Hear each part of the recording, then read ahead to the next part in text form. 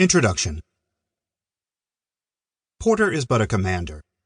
He has, however, stirring and positive qualities, is fertile in resources, has great energy, excessive and sometimes not over-scrupulous ambition, is impressed with and boastful of his own powers, given to exaggeration in relation to himself, a Porter infirmity, is not generous to older and superior living officers, whom he is too ready to traduce, but is kind and patronizing to favorites who are juniors, and generally to official inferiors, is given to cliquism, but is brave and daring like all his family.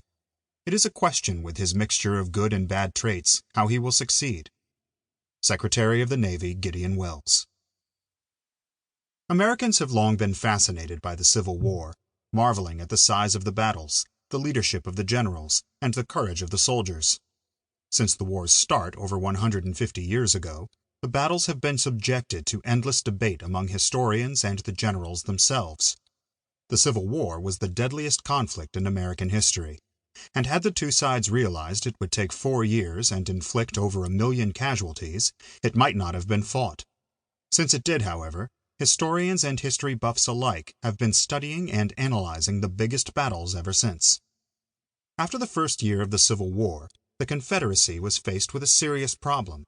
While the South had enjoyed some stunning victories on land, they had been all but cut off from the world at sea.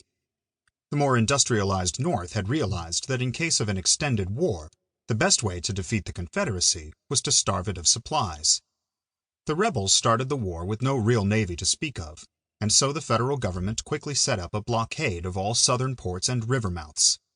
By depriving the South of revenues derived from its main export, cotton, the North seriously injured the Southern economy.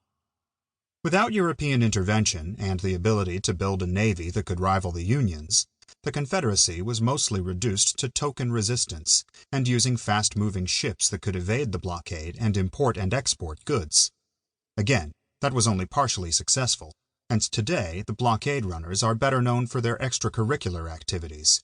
Most notably, some of the crews also acted as privateers on the high seas, attacking U.S. shipping and taking any loot for themselves.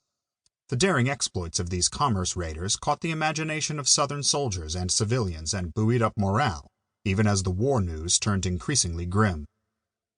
Despite such impressive results, which fired the imaginations of Southern newspaper readers and gave them hope as the news on the battlefront grew increasingly bleak, the blockade runners were never able to adequately supply the Confederacy.